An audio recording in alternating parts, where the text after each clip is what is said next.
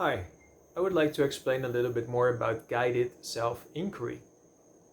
And to do so, I would like to start with the ailments that can be healed with guided self-inquiry.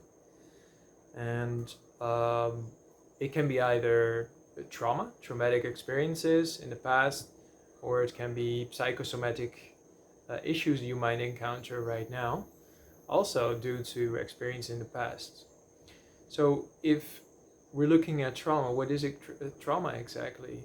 The trauma is the contraction in the body or the pain in the body we experience, which is not related to here and now, that which happens right now.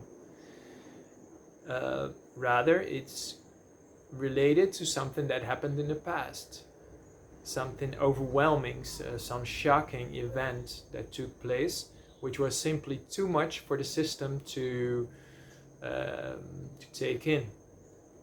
So as a result of this enormous influx of feelings and emotions, the self-protection mechanism pushed down at least part of the emotions, because it felt like it was too unsafe to fully experience those emotions, the energy that was coming up in the body as a result of either one situation or a series of shocking and overwhelming situations. So whatever the case is, those traumatic experiences, and especially that fear that is still locked up in the body, influences our choices, influences our way of being, the decisions we make, and the way we interact with our environments.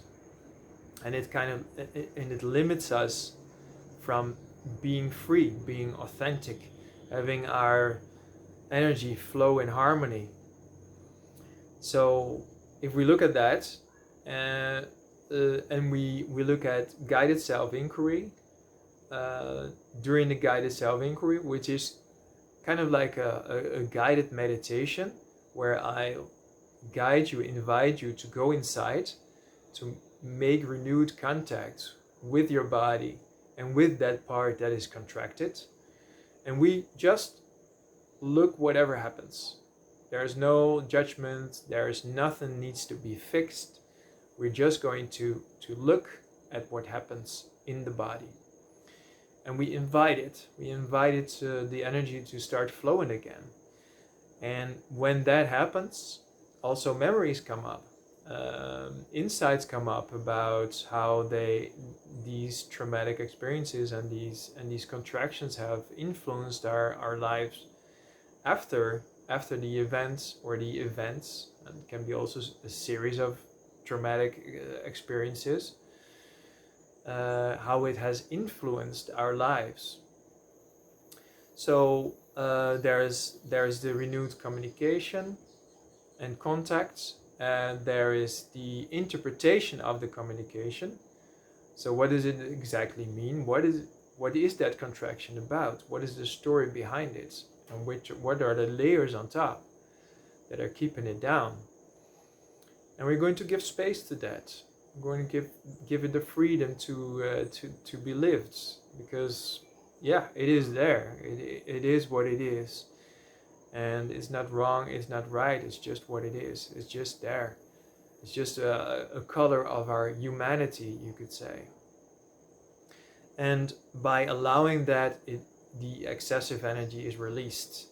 And that gives a feeling of freedom, of liberation, of love again, love for life, love for yourself, away from the old fears that were there when the situation was unsafe. Right now the situation is safe. So it's also realization that it is safe enough to increase the intimacy with that part of yourself, and to have it flow again in harmony with the rest of our energy that's flowing through our bodies. That's number 2.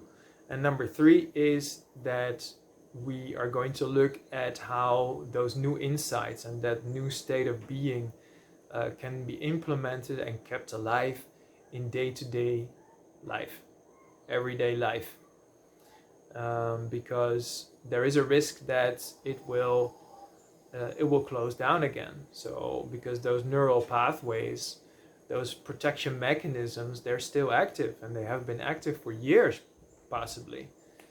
And so we're going to have exercises to keep it alive and to keep the channel open, so there's a free flow of energy and it stays open the way it is, and you can use it in a functional way again, and you can enjoy life freely and abundantly again.